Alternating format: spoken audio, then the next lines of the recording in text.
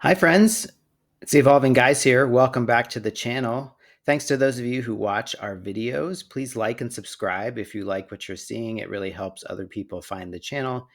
Today, we're talking about our Master Set Challenge. If you've been following along, we're doing a Master Set Challenge for the current set, Temporal Forces. We're getting toward the end of the challenge because the new set, Twilight Masquerade, comes out soon. So our main idea here, we like to collect master sets, and we bought a booster box case, so 6 booster boxes. We opened all 6 of those. We have videos of our openings of those. We have videos of what we pulled in each of those booster boxes. And so that's been the hope, is to see what we could pull for those 216 packs and things that we can sell off from what we pull. We're going to circulate that back into the master set. So we'll talk more about that in just a second. But I added sort of a bonus round in this master set challenge. We bought a build and battle display, which is 10 of the build and battle boxes, and we opened that.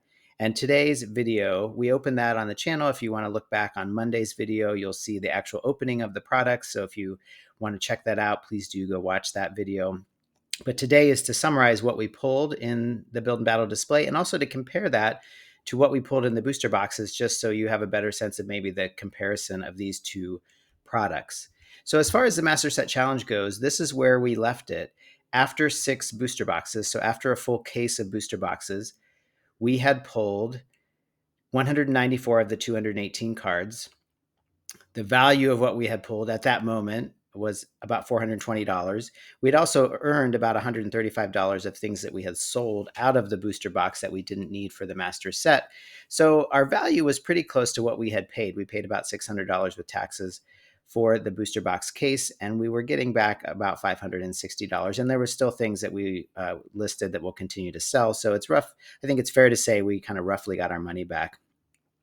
Overall, if you add in the reverse hollows that we're looking for, we have 333 of the 358 cards. So we had a 93% complete master set after our booster box case. If you wanted to break that down by rarities, after, again, our booster box case, you can see we had all the commons, uncommons, regular rares, and double rares. Those we had pretty early in the process. Ultimately, we pulled 16 of the 22 illustration rares, 11 of the 18 ultra rares, 4 of the 10 special illustration rares, only 1 of the 6 hyper rares. We pulled at least 1 of all 7 of the new A-Spec cards, and we pulled all but 1 reverse hollow. And so we were left with 24 missing cards. If you add the 1 reverse hollow we were still missing after 6 booster boxes, we're actually missing 25 cards. And so as we open this build and battle display, we were looking for anything else we can add. We're going to count this into the Master Set Challenge. So this is a build and battle kit. You're probably familiar with this. If you do pre-release tournaments, we just finished the pre-release tournaments for Twilight Masquerade. The pre-release tournaments for the new set is usually 2 weeks before the set officially releases. But these products continue to be available. And in some ways, I think they're overlooked products. I'd be curious if you want to leave a comment. Do you like these products? Do you ever buy these products outside of pre-release weekends? These kits they retail for $21.99. They have 4 packs of the set in it, so 4 Temporal Forces packs. Plus, they have the pre-release promo pack. So it has the pre-release card with the stamped Temporal Forces logo. There's 4 different variations of that. And then it comes with a pre-built 40-card deck that you use in these pre-release tournaments. And that deck has some energy cards, some Pokemon, and some trainers. So for $21.99, you get 4 packs and that pre-release 40-card pre-release deck. I think $21.99 is probably a little rich. But the nice thing is that I think these products are in a lot less demand, especially after pre-release weekend. And so I think it's pretty common to find them, especially some online LGSs. I have a video from a few weeks ago. One of our first videos is about where I buy my Pokemon cards.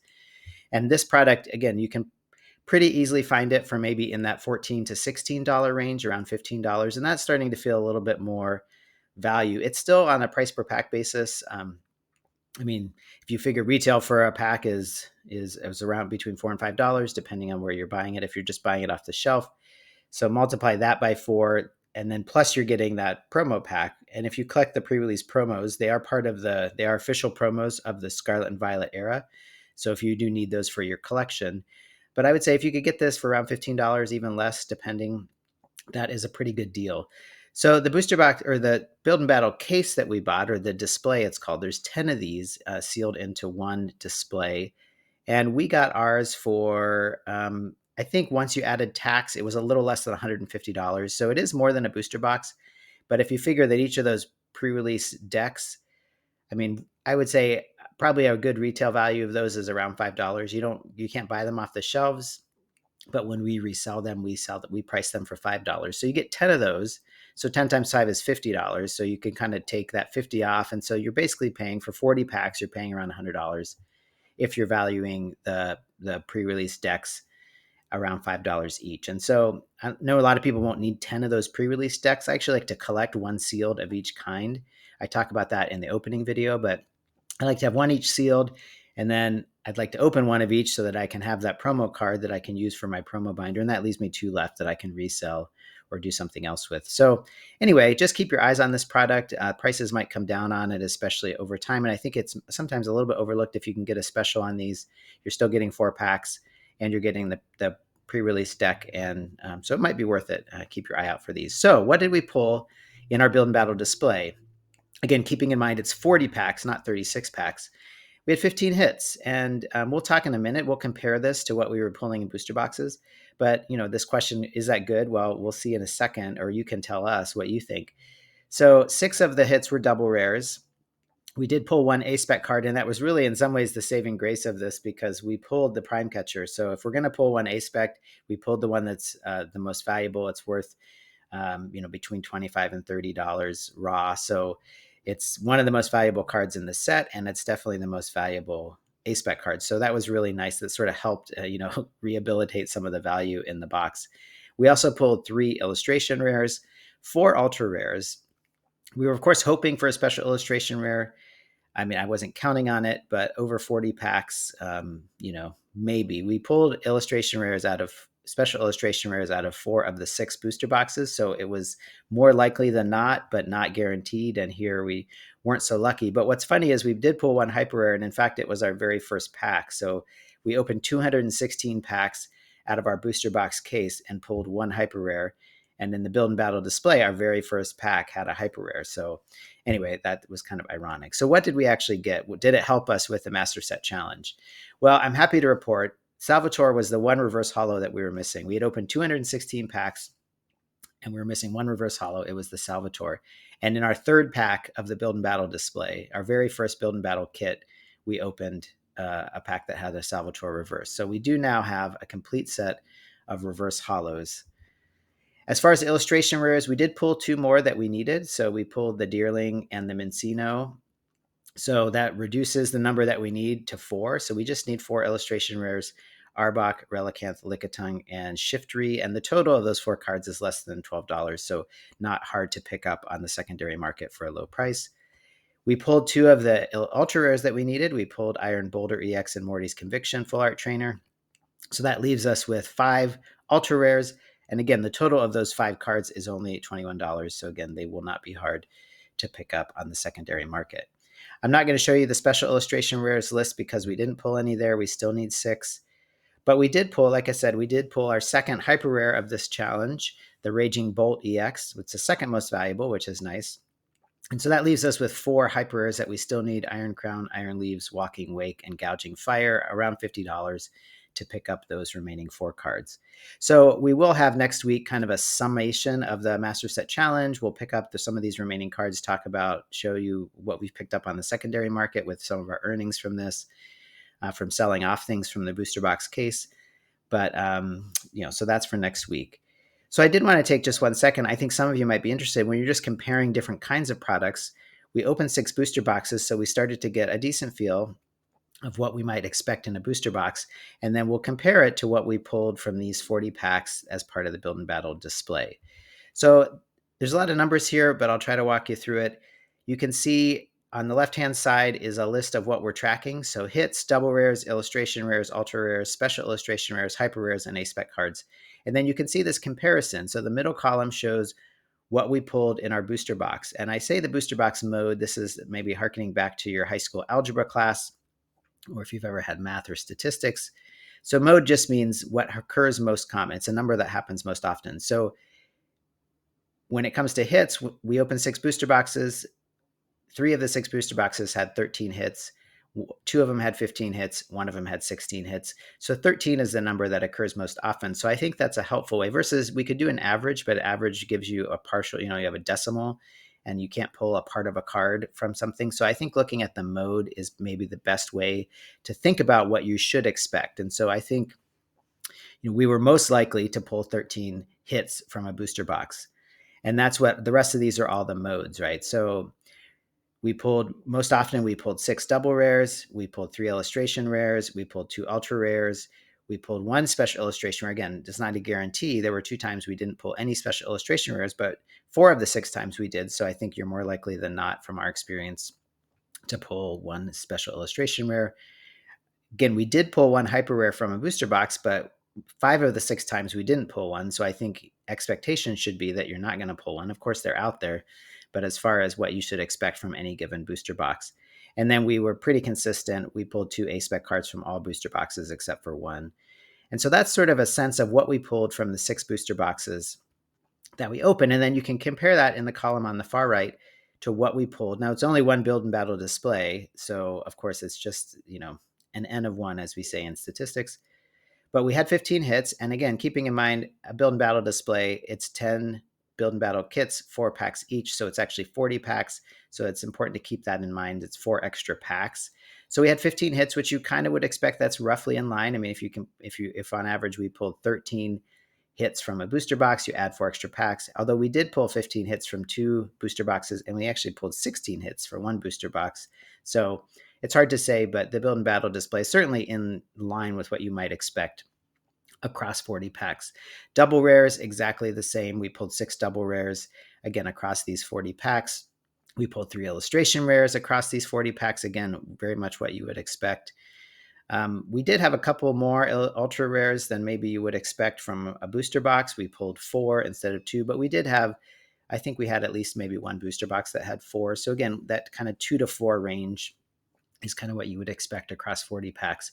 We did not pull a special illustration rare. Again, there's no guarantee of one in a booster box, but across 40 packs, it's probably a little bit optimistic to think that you would pull one, and we didn't pull one, but we did pull a hyper rare. So again, we opened 216 packs in our booster box case and only pulled 1 hyper rare, and then we did pull 1 here. So I think our experience was that you're probably likely to pull either a hyper rare or a special illustration rare. I don't know if it's actually seeded that way from the Pokemon Company, but just our experience would say you're not going to pull both from 40 packs or from 36 packs from a booster box.